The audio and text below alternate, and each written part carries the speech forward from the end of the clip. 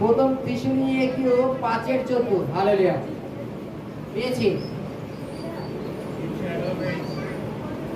আমরা প্রতিনিয়ত ঈশ্বরের উদ্দেশ্যে আরাধনা করতে থাকি, প্রার্থনা করতে থাকি, বা ঈশ্বরের অনেক কাজ করি আমরা। হালেলুয়া করি তো নাকি?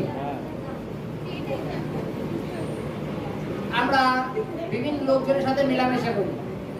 হালেলুয়া এই মেলামেশার মাধ্যমে আমরা বুঝতে পারি যে কার জীবনে কি ইচ্ছা আছে, তাই তো নাকি?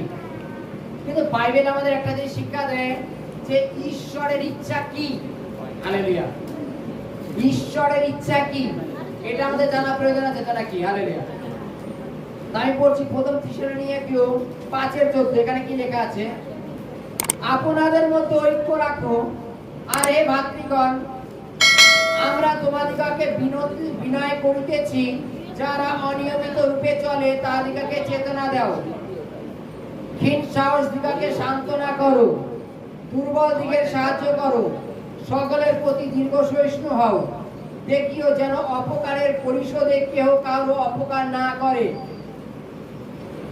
কিন্তু পরস্পর এবং সকলের প্রতি সর্বদা সদাচরণের অনুধাবন করো, সতত আনন্দ করো, অবিরত প্রার্থনা করো, সর্ব বিষয়ে ধন্যবাদ করো, কারণ খ্রিস্ট যিশুতে ইহাই তোমাদের উদ্দেশ্যে ঈশ্বরের ইচ্ছা। Hallelujah hallelujah.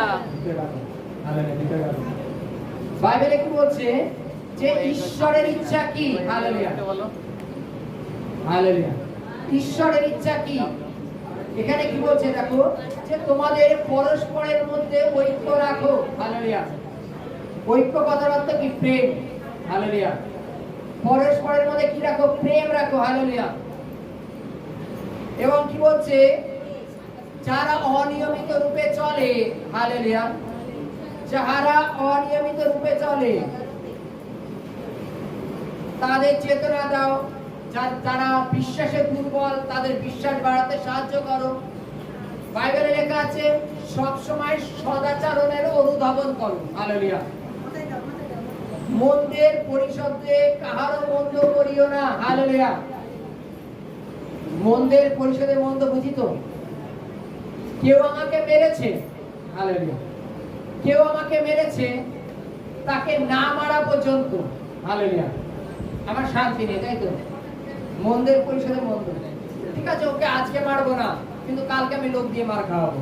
হালেলুয়া এটা কি? মন্দের পরিশোধে মন্দ। হালেলুয়া বাইবেলের কাছে মন্দের পরিশোধে মন্দ করিও না, এবং বাইবেলের কাছে অবিরত আনন্দ করো।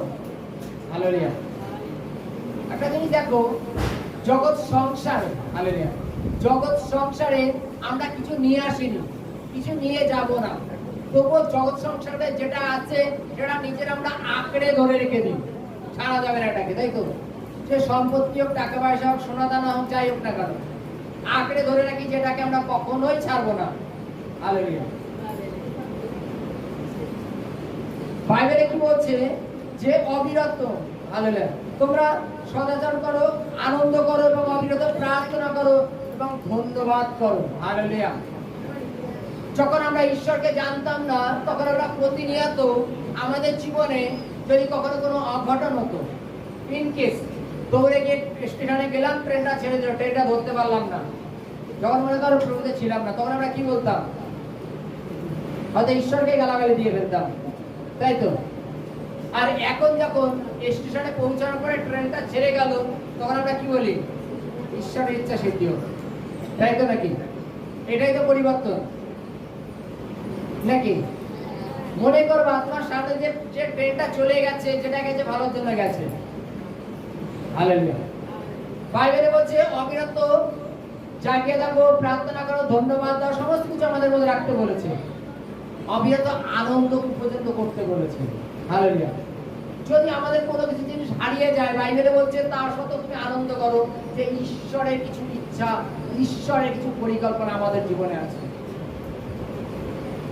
বাইবেলে বলছে এটাই ঈশ্বরের ইচ্ছা আমাদের প্রত্যেকের জীবনে।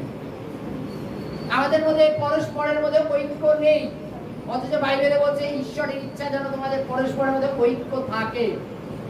তাহলে কি আমরা ঈশ্বরের ইচ্ছাটাকে পূর্ণ করার চেষ্টা করছি? দেখবা কিছু কিছু বাবা মা খুব অভাবের মধ্যে দিয়ে সন্তানদের বড় করে তো। সেই মা বাবার ইচ্ছা থাকে যে তুই যখন বড় হয়ে চাকরি করবি আমাদের একটা ছাদের ঘর বানিয়ে দিস, মরার আগে ছাদের ঘরে ঘুমিয়ে তো মরতে পারবো, তাই তো নাকি? এটা ইচ্ছা, তার মা বাবার ইচ্ছা এটা। এবং সেই সন্তান কি করে, যথেষ্ট চেষ্টা করে যে মা বাবা মরার আগে যদি তাকে ছাদের ঘরে ঘুম পাড়াতে পারি, তাই তো নাকি? বাইবেল বলছে ঈশ্বরের ইচ্ছা তোমাদের পরস্পরের মধ্যে ঐক্য রাখো। এটা কার ইচ্ছা? ঈশ্বরের ইচ্ছা। কিন্তু আমাদের ইচ্ছা কি? ঈশ্বরের ইচ্ছা তোমরা ঈশ্বরকে ধন্যবাদ দাও অবিরত, সবসময় ধন্যবাদ দাও। ট্রেনটা পেলেও ধন্যবাদ দাও, ট্রেনটা না পেলেও ধন্যবাদ দাও যে ঈশ্বর তোমার ইচ্ছা সিদ্ধ। হালেলুয়া। প্রতিনিয়ত যারা ঈশ্বরকে জানি না তাদের উদ্দেশ্যে বলি, আর ঈশ্বরকে যারা জানি তাদের উদ্দেশ্যে বলি। প্রথমত যখন আমরা ঈশ্বরকে জানতাম না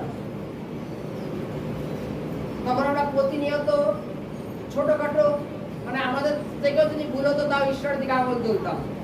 কিন্তু যখন আমরা ঈশ্বরকে এখন জানি, ঈশ্বরের দিকে আঙুল তোলার জায়গা নেই। হালেলুয়া। উদাহরণস্বরূপ মনে করো তুমি 9টা 5-এর ট্রেনটা ধরবা, তুমি জানো 9টা 5-এর ট্রেন, তাই তো নাকি? তোমার বাড়ি মনে করো বর্তমানে চাপা বেড়ে, তোমার স্টেশনে যেতে কম করে 20 মিনিট লাগে সময়। হালেলুয়া। 20 মিনিট। তুমি জানো আমি প্রভুর সন্তান, আমি যদি ঠিক 9টার সময় বেরি তাও ট্রেনটা পাবো, তাই তো নাকি? তাই তো নাকি? ঠিক আছে 9টা না 5 মিনিট আগে বেরোলেও তো বাবা আমি প্রভুর সন্তান পাবো না? তাহলে আর কেমন প্রভুর সন্তান? তোমার জন্য ট্রেনটা দাঁড়িয়ে থাকবে তো নাকি? যদি তোমার ট্রেনটা ধরতে হয় তুমি তোমার টাইম মতো অবস্থায় আগে বেরিয়ে যাও।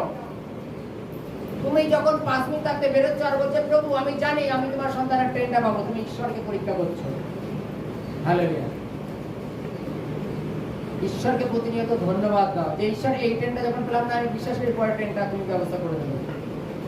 হালেলুয়া। হালেলুয়া।